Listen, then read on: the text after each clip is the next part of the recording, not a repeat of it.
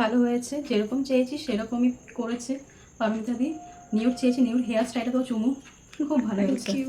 Thank you প্রিয়া, অত দূর থেকে আসার জন্য তোমাকেও অনেক অনেক ধন্যবাদ। এত ভালো মেকআপের জন্য আমি অত কোনো ব্যাপার না। ওর এটা অনেক বড় পাওনা। হ্যাঁ, থ্যাংক ইউ। শুরুতে একটা সুন্দর রিভিউ দিয়েছিলাম, আর একটা সিম্পল লুক ছিল নিউডের ওপর, আর আমার যে ক্লায়েন্ট তার পছন্দের লুক। হ্যালো এভরিওয়ান, আমি মেকআপ আর্টিস্ট পারমিতা। এই কাজটা অনেক আগেরই। আমি ফেসটাকে সেটিএম করে নিয়েছিলাম, কিছুক্ষণ ওয়েট করে ড্রাই করে নেওয়ার পর আমি একটা প্রাইমার অ্যাপ্লাই করছি, হাতের সাহায্যে অ্যাপ্লাই করে কিছুক্ষণ ওয়েট করে আমি আরেকটা ক্রিম অ্যাপ্লাই করেছিলাম, আর তারপর আমি স্কিন কারেকশানটা করে নিচ্ছিলাম।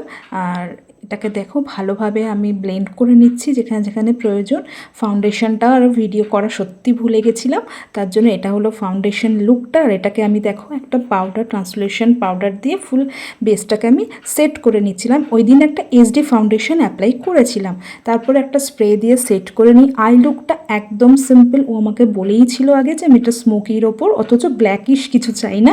তো আমি দেখো হালকা ব্ল্যাক আর ব্রাউন দিয়ে একটা স্মোকি করেছি, লোয়ার আর আপারে দুটোতেই ওকে দেখিয়ে করেছি, ওর ভীষণ পছন্দ হয়েছিল। তারপরে আমি বেসটাকে সেট করে নিয়ে লিপস্টিক, মাস্কারা, কন্ট্রোল সব কিছু করে নিয়েছিলাম একের পর এক। আর ও হেয়ারসটা ছিল ওপেনসের ওপর, যেহেতু ওর হাইলাইট হেয়ার ছিল, ভীষণ অপূর্ব দেখাচ্ছিল হেয়ারটা, আর ওর খুব পছন্দ হয়েছিল, কারণ ও নাকি এইরকমই লুক আমার কাছে এক্সপেক্ট করেছিল। আমার মেকআপ আগেও দেখেছে অনেক ক্লায়েন্টের ওপর, আর ওর খুব চিন্তা ছিল বেসটা নিয়ে যাতে ওভার না হয়, অথচ ভরসাও ছিল আমার ওপর।